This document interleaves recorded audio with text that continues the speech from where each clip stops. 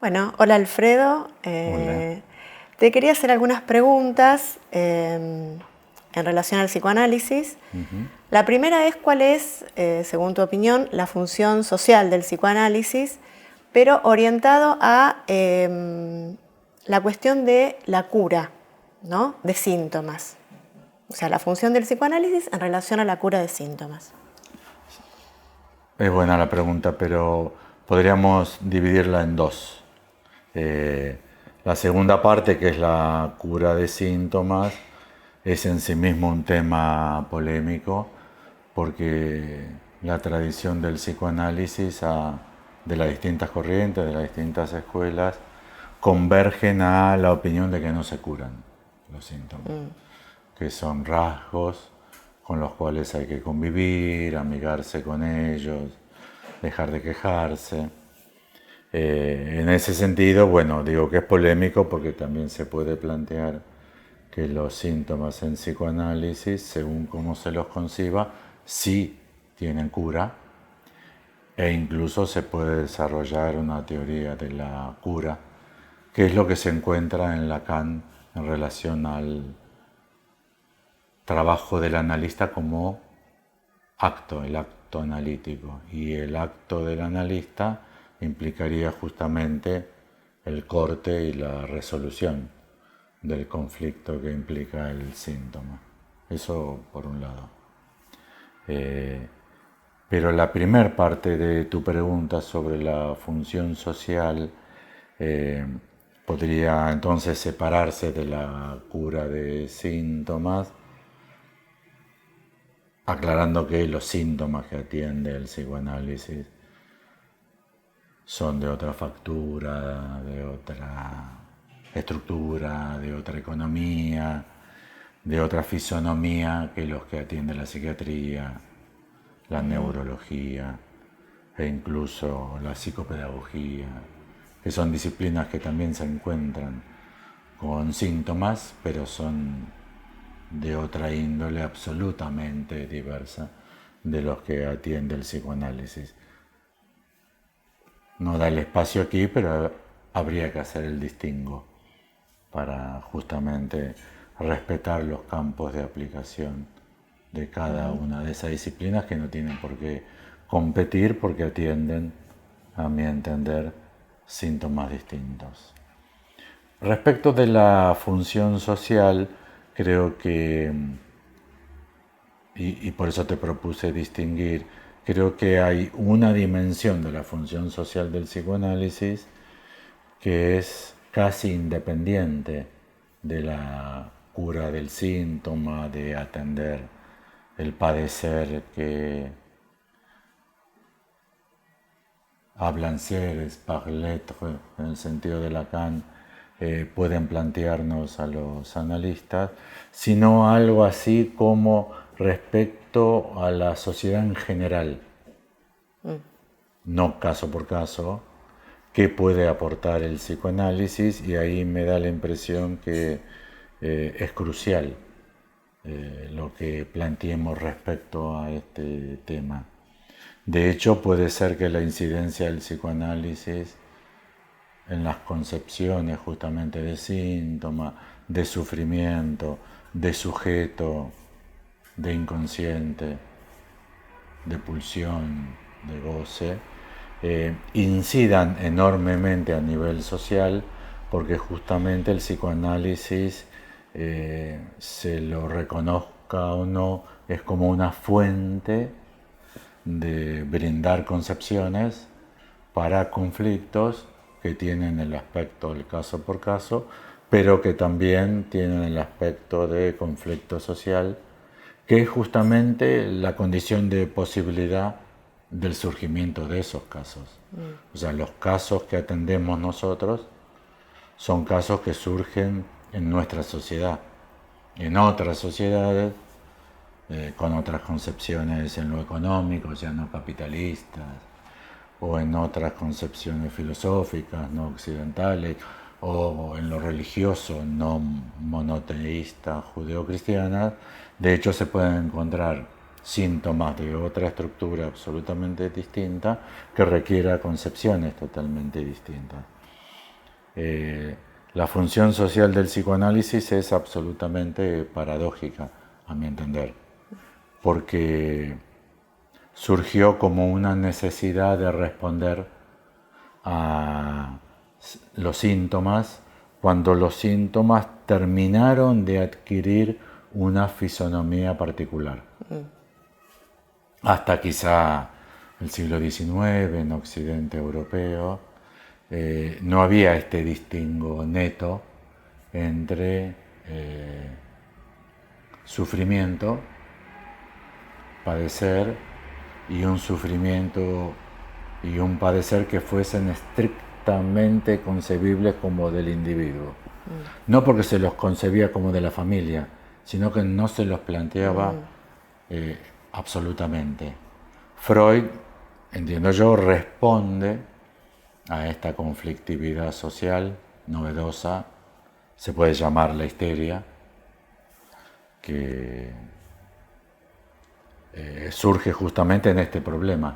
La histérica es aquella que seduce y frustra, con lo cual ya aparece alguien en relación al otro. La función social del psicoanálisis, encarada por Freud, fue diagnosticar este problema, pero reforzándolo con una teoría absolutamente individualista. Cada uno de nosotros tiene adentro de sí un mundo completo. Eso fue la maniobra freudiana, el aparato psíquico, inconsciente, preconsciente, conciencia, pero mucho más yo, super yo y ello, es la concepción de Freud de que finalmente cada uno vive en un mundo y ese mundo está adentro. Todo Occidente tendía a estas concepciones individualistas. Freud algo así como terminó de dar el paso, que fue una enorme función social, a mi entender negativa, porque reforzó el problema. Hasta Lacan, la historia del psicoanálisis siguió concibiendo fundamentalmente así el problema, o sea, el problema de cada uno, y el psicoanalista opera resolviendo el síntoma concebido como el conflicto que surge por las partes de ese mundo que están adentro de cada uno. Hay una guerra interna, yo, super yo y ello, como si fuesen ejércitos rivales que se disputan la hegemonía, y entonces el analista interviene armonizando ese mundo interno.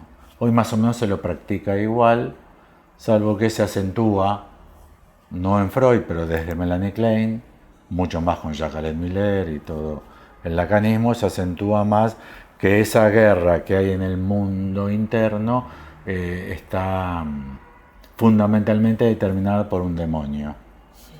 Ese demonio es la pulsión de muerte en Melanie Klein o es el goce mortífero de Jacques Miller, con lo cual toda esa guerra tiene un único gran enemigo, que es la pulsión de muerte o el goce mortífero. Hasta Lacan, con una propuesta absolutamente diversa, y es que justamente no puede plantearse la existencia de ese mundo interno, no lo puede haber, ya que en las concepciones de Lacan no se puede establecer, y esa es su potencia, la distinción interno y externo. O sea, se rompe el huevo con sus contenidos internos, la cáscara y el mundo externo, y lo que Lacan plantea es que el psicoanálisis debe plantear lo social como redes, no solo bidimensionales, sino redes con redes, con redes, con redes, articuladas. Yo lo digo así, Lacan proponía cadenas de anillos articuladas a cadenas de anillos que se articulan a su vez a cadenas de anillos, donde el eslabón mínimo es la articulación sujeto-otro, pero que ese encadenamiento mínimo significa que cada uno de los elementos carece de un interior ya que lo otro, el otro, pasa por su interior.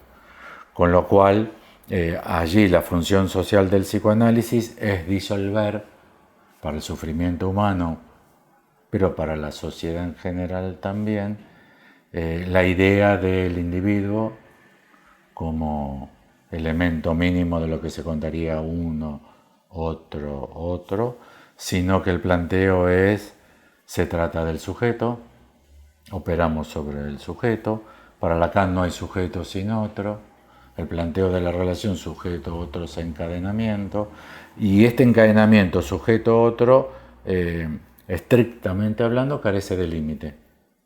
O sea, ¿quién es este otro y quién es el sujeto? Bueno, depende del contexto, el acotamiento de la red que uno lea. El sujeto en un análisis, por ejemplo, puede ser el niño, puede ser la loca de la madre, puede ser el niño inadaptado en el colegio, ya el otro es el colegio y la psicopedagoga. El sujeto del análisis puede ser la conflictiva de los padres que se están separando. No necesariamente encarnado en ningún otro tridimensional. Necesariamente no encarnado. No necesariamente. Encarnado, yo digo necesariamente no encarnado. O sea, solamente se ve si se amplía la mirada y se plantea cuál es el sujeto, que es lo mismo que cuál es la materia, el asunto, el problema. Puede ser la crisis económica, puede ser una guerra de un país con otro, puede ser una religión, pero si es una religión, entonces se analiza una religión, el Islam, por ejemplo, entonces hay que ir al sistema de todas las religiones monoteístas y ver cómo se encadenan. A su vez, en un universo donde también se consideran religiones politeístas o sistemas de creencias no religiosos. Bien. Ese sería como el sujeto mínimo. La función social del psicoanálisis podría ser esa.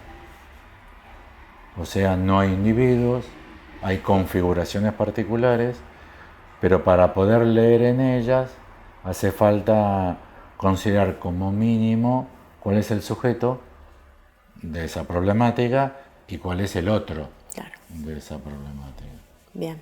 Se puede decir mucho más. Me imagino, en este contexto, me imagino, pero en este contexto me parece que... Gracias por la respuesta. Sí. Muy aclaratoria. Bueno, y otra pregunta que te quiero hacer es también cuál es la relación entre el surgimiento de la ciencia moderna, que recién mencionaste algo al respecto, y la aparición del psicoanálisis, ¿no? Que algo mencionaste, pero si lo puedes ampliar. Hay concepciones. En la misma lógica de lo que propuse, no hay una concepción que no esté en red con otras concepciones. No existe el psicoanálisis sin la sociología, antropología, lingüística, ciencia moderna, física. Y para la física no hay física sin filosofía, religión, ética.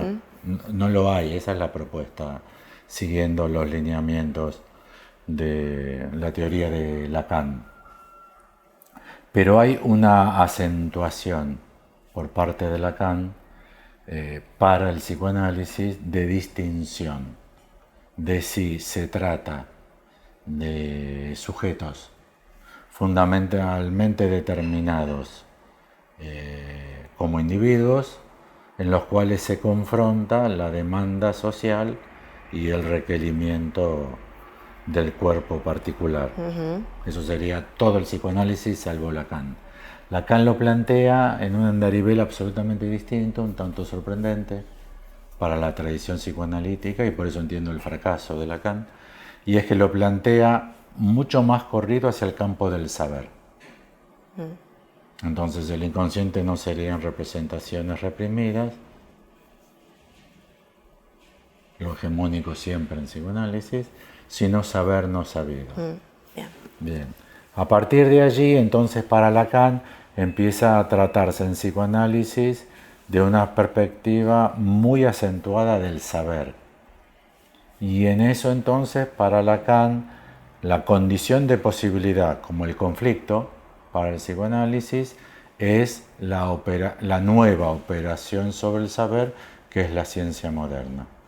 Bueno, allí, ¿cuáles serían las condiciones que se pueden plantear? Que son las de la ciencia moderna respecto del saber. Bueno, imposible decirlo, hay 200 años de polémica epistemológica, pero algunas.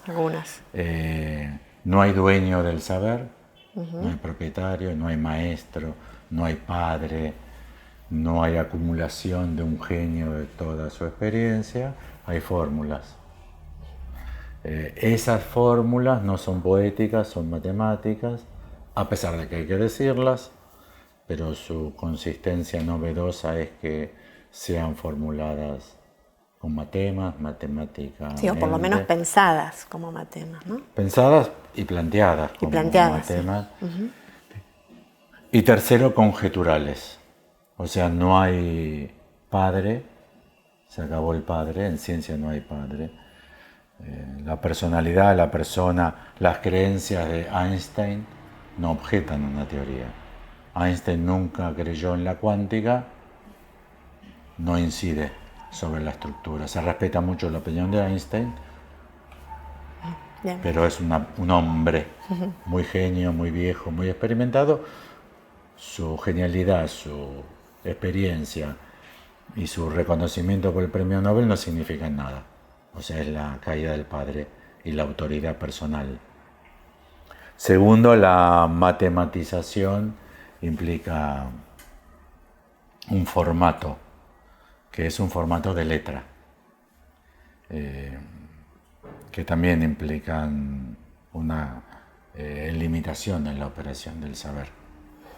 Y tercero, que es conjetural, o sea, que se carece de certezas. Es un saber nuevo que pierde al padre, que requiere de un procesamiento de sus elementos que es de letra, es un procesamiento específico, el matema. Y tercero, que se postula como, en su esencia, careciendo de certeza alguna.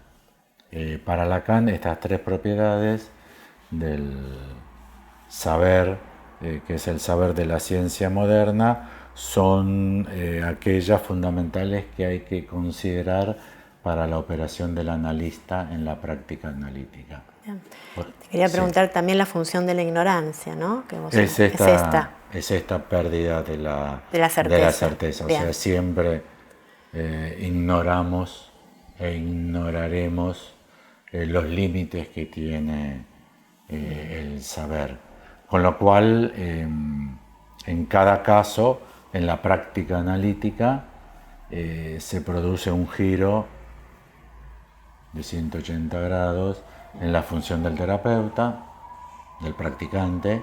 Ya no es un amo, un maestro, un rabino, un cura, un chamán, porque en la estructura del saber moderno eso queda empobrecido en función de la articulación del saber.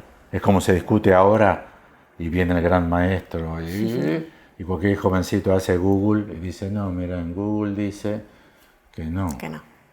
Y ya está, y el maestro con toda su experiencia, los títulos, los reconocimientos de la universidad, pierde contra Google en 10 segundos por un chico de 10 años que haya tenido la curiosidad de preguntar. Luego, esta nueva modalidad de transmisión del saber, que es la formalización, que también es como un límite a la persona. Nos impone un régimen de escritura, de lectura distinto. Y finalmente, que el psicoanálisis practica de una modalidad opuesta a la postulada por Freud. El analista freudiano pescaba así una verdad, y esa verdad es verdadera intuitivamente, por su experiencia, por su análisis, por su conocimiento del aparato psíquico propio. Entonces se siente habilitado a ponderar pero con una lógica que es la propia del saber anterior de la ciencia, y es que es certero. Y si el paciente no lo admite es porque se resiste. Claro. Ahí viene la famosa teoría de la resistencia del analizante. En Lacan, justamente por esto mismo, por el saber de la ciencia, para Lacan el psicoanálisis practica con el sujeto de la ciencia y consecuentemente cae el analista de la posición de tener la mínima certeza sobre cualquier cosa que diga. Claro.